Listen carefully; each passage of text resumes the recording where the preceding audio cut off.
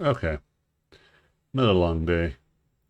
Another exhausting day. I think, too, the problem that I have today is that I woke up at like, oh, why is it so low past my else? Because of what I did earlier.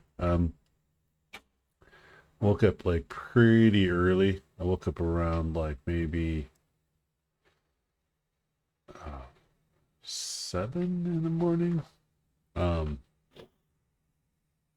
and so I think I'm just feeling uh doubly tired. But it's funny. I was reading some of the comments, and somebody was like, "What? How can you be so happy and go lucky when you sound exhausted?" And it's like I wrote, like, look, water can both be wet and salty. You know, I'm actually very happy with a lot of how the move went and all that good stuff. Um, but I'm just tired. It's just it's very exhausting to literally be carrying packages up and down, and like furniture, 40 flights of stairs. It's funny. Every day we're getting people telling us that like packages are like left in front of their house, and they're like, "What the? It's not us." And it's because some of these delivery people are just leaving it on the bottom floor, and they don't like go and tell us. There's a couple of people that actually did a good job and told us. Oh, I did start the timer. Um, hey, like, can you come downstairs and help me carry this stuff because it's super heavy? And in those instances, I'm just kind of like, oh yeah, of course. But I'm also like, what?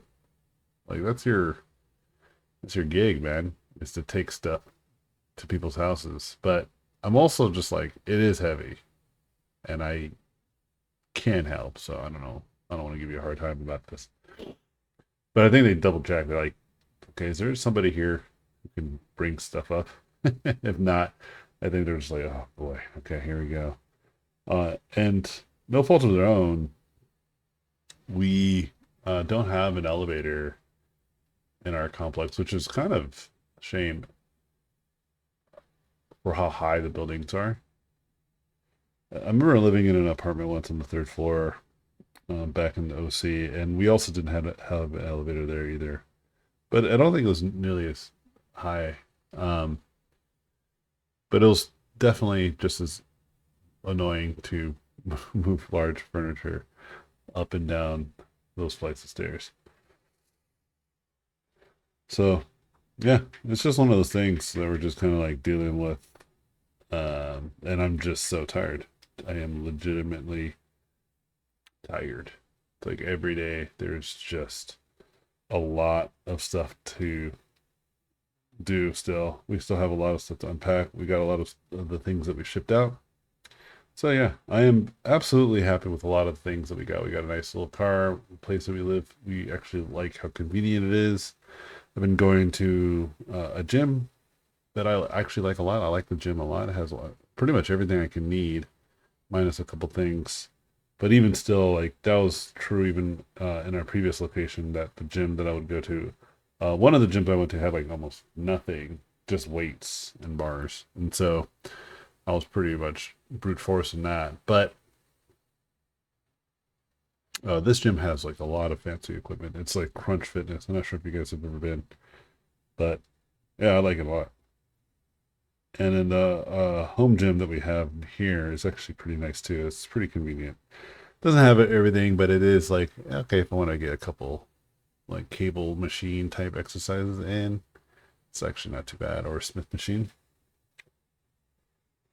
But man, it is exhausting. But yeah, like today, dude, they like we bought this really nice TV stand my wife ordered, and it's on the very bottom floor.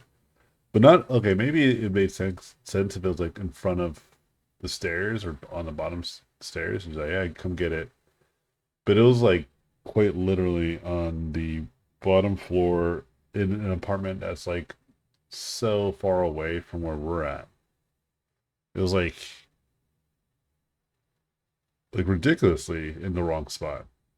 So I don't know. It just felt like they genuinely were like, "Yeah, all right, I'm done." this is where it's going to go. So who knows what that person's day was like? But that's just like incredibly inconvenient and incompetent, to be honest, because if we didn't go look around for it, we wouldn't have found it. And that's crazy to me.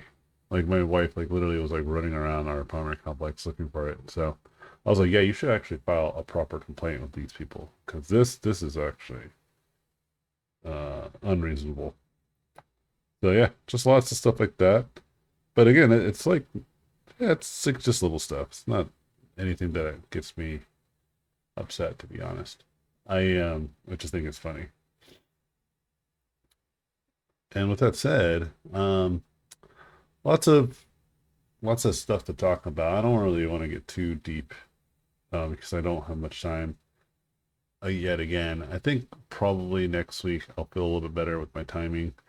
It is still a bit of an adjustment, just in general. I was telling the wife like yesterday that I just need like uninterrupted time because I felt like I kept on getting interrupted. And today I still had some moments where I had to like go do stuff. But it was okay. It wasn't nearly as bad as previous days. So I'm still feeling a little bit lagged, but I think it's just only going to get better um, with time. But yeah, a couple of things that I think are pretty interesting to kind of talk about in regards to the industry and things I've noticed. One of the things that's happened is it's just become more and more clear to me that AAA studios are just either you are a blockbuster AAA studio company or like you are a well scaled AAA studio, meaning that you have a reasonably good sized studio with good margins and cost of development, all these types of things. But you just, maybe got AAA funding, which is high level funding from financiers. Um, but again, you're very modest with your spending and all that stuff. You could probably maintain a pretty reasonable return on your investment, right, for the investors. But as of now, I think a lot of these studios are starting to come to grips with the scale of these challenges that they end up hiring tons and tons of people and they overspend and also just money coming from the very people who publish or sorry not publish finance it also put a lot of external pressures to hit certain deadlines. And I think a lot of that's just stuff is just at this time and at this day and age in the world of game development is just run its course. I don't doubt that there will be some turn of events that will maybe make it come back in a different shape and form. But as I see it, indie development is the future of video games. Smaller games made by smaller teams. Um, because there's a lot more innovation, there's a lot more novelty in these projects, and I think that that is the trick. And the more you have people who truly understand this, and studios who really understand this, I think the better the game industry will feel in terms of health. I also think that there's a bit of fear of what is to come because there's so many studios shutting down. One of my buddy's studios shut down just today, I think, or yesterday, and I was like, oh man, that's a bummer.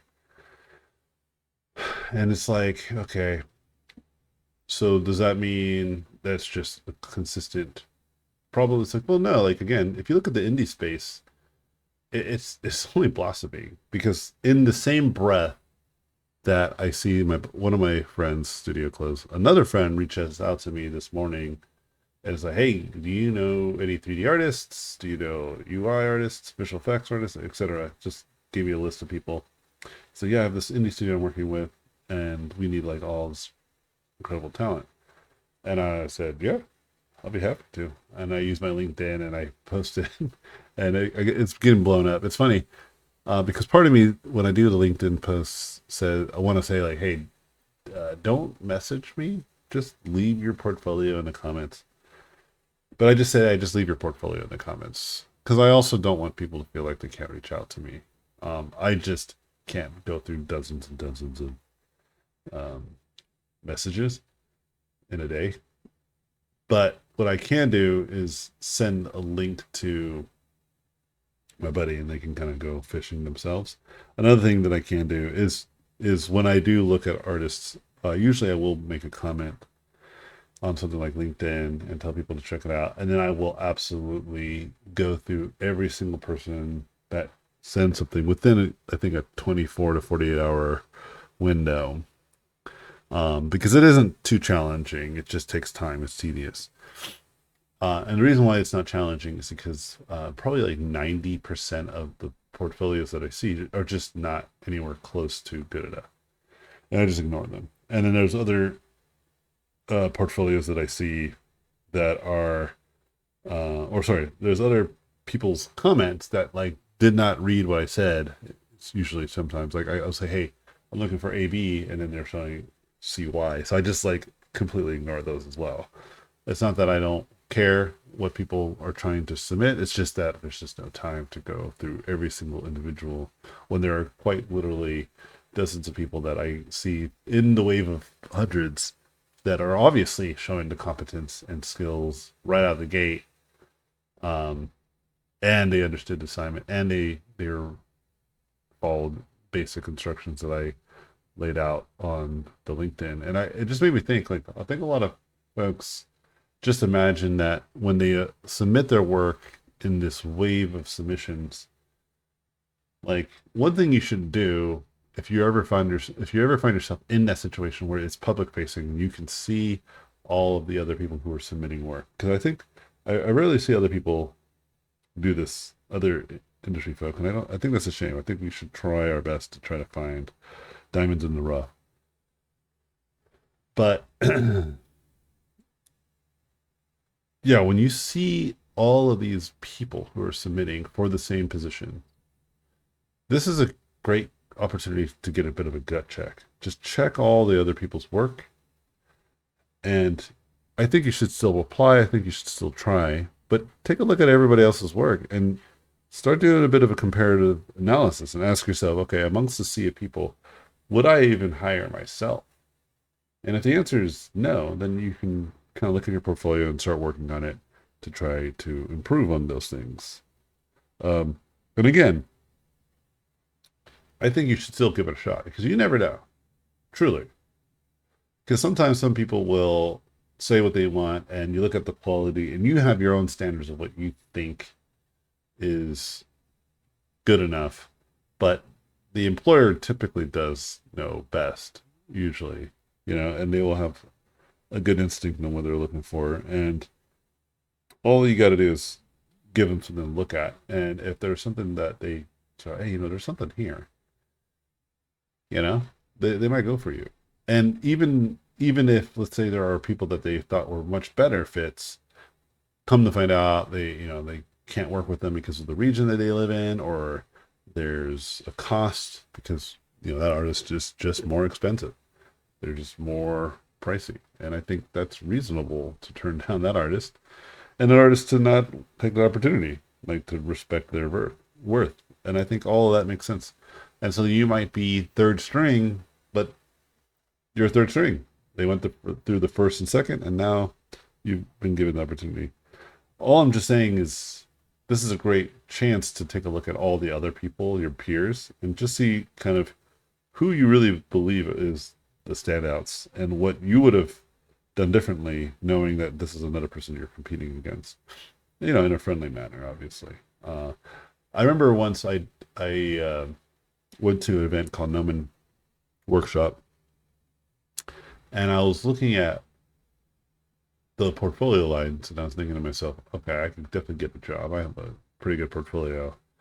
And in my mind too, I was like the best amongst my friends. Like I was doing really good, and I was like among the better artists in my small group of concept art homies. So I felt confident because of this paradigm. I go to this event, I wait in line, and it becomes very clear to me that I am not ready for this.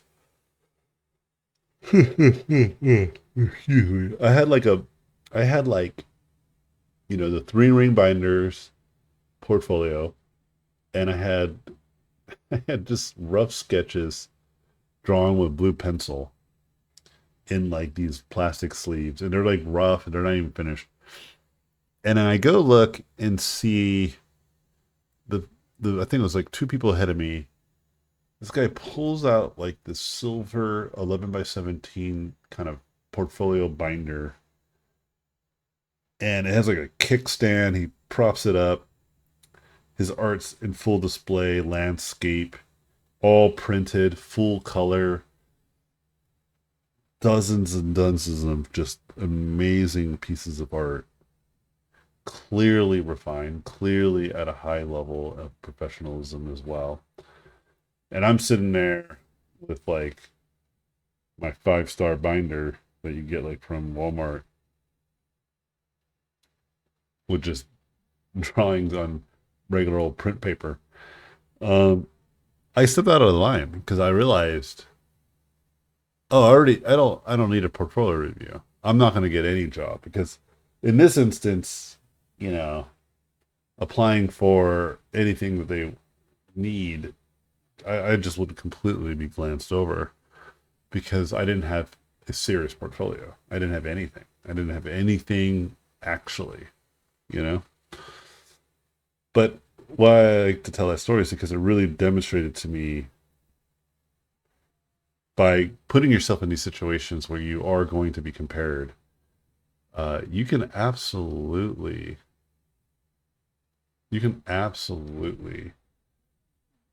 find ways to improve your work when you have these opportunities, these comparisons. Otherwise, it's really hard to know what you could have done differently, you know? And when you put yourself in these situations, you have the chance to see other people's work and compare yourself. It's a great way to test what you ought to be doing, you know? Anyway, I want to get going. It's a pretty fun piece. I think I put too much emphasis on carving out lights and shadows here. It's taken away from this fun little story that's being told. But anyway, hope you guys enjoy today's video and my little update with my move. But we're settled in terms of like there's nothing major left to do other than just unpack stuff and build a couple more things. So it is what it is. I just got to do it. Anyway, cheers. Hope to see you guys in my next video.